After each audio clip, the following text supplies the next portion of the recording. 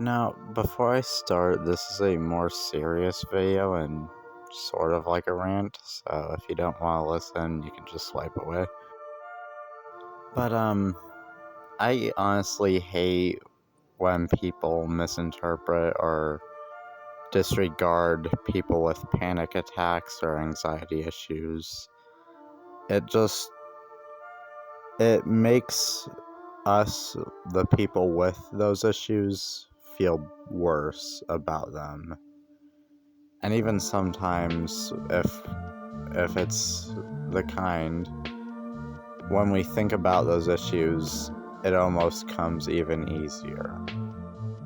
Now, well, you might be wondering why I'm saying this and going on about this, but someone that I know personally, I won't point any fingers or say any names, but they said that, and I quote, "You've never had a panic attack, you'd feel sick to your stomach and puking if you did. My sister would have panic attacks and it would happen every time. You're just having light anxiety attacks." That pisses me off a lot. And it almost makes me feel worse about my issues. There's different kinds of panic attacks, which I feel like a lot of people need to know before assuming things. A good example is the difference between your standard stereotypical panic attack and a nocturnal panic attack. Two different things, your standard one being, as Google describes, a sudden overwhelming surge of intense fear or physical distress, with physical symptoms of racing heart, chest and breathing issues, like sharp or dull chest pain, tightness, shortness of breath, sometimes a feeling of choking, which I felt 1 or 2 times so far. Body temperature changes, like intense chills or hot flashes, numbness or tingling, and like the hands or the face. I felt this before. It's not even fun. It's a weird feeling. It's from hyperventilation. And that's just in the mental state. There's even sometimes nausea, which kind of links to the puking, but not really. The nausea, all these symptoms, vary depending on the person. That's what people don't understand as well. Which, this in a way goes back to what I said before by it hurting more. It makes us feel alone, like we're the only ones we know with these panic and anxiety issues. And even that thought can make those worse. One person could have the heavy breathing and the feeling of drowning in their own thoughts, but no hot flashes or freaking feeling of dread. One person could have the complete opposite, if that makes sense. It's not irregular. People experience different things. It doesn't mean not the same issues. There's still panic attacks and anxiety attacks nonetheless. I feel like I should also mention there's also differences between the two, panic attacks and anxiety attacks. I feel like nobody understands the differences.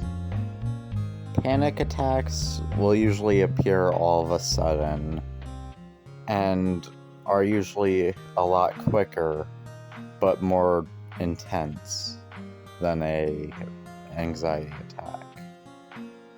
Whereas an anxiety attack, it will just build gradually over time from constant stressors or other things. And it will usually last much longer, but be less intense. A huge difference that I feel like I should point out between the two is the duration.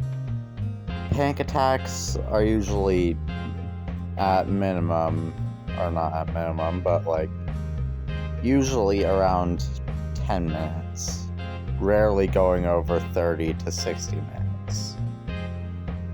Whereas a anxiety attack, as I read on Google, which please don't take my word seriously, I'm not the kind with anxiety, I have panic, but apparently lasting days or even weeks. Another very, very big difference between panic attacks and anxiety attacks is the symptoms, like I said. Anxiety attacks are usually restlessness, irritability, fatigue, that kind of stuff.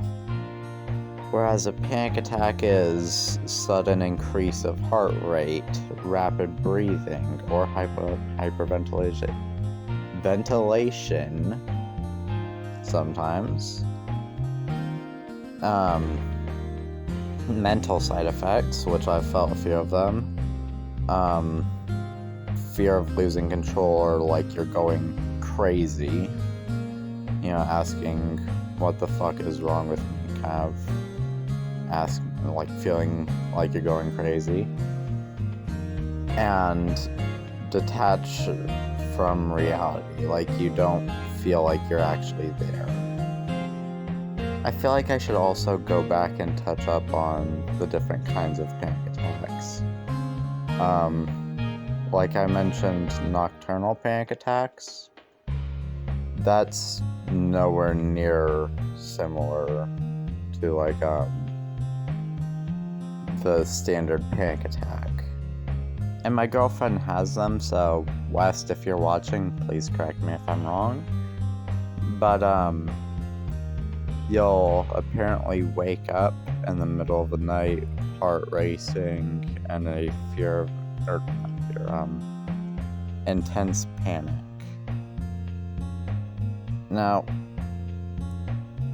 I personally have not experienced that kind yet, so I can't really say for certain how they feel or what they really are.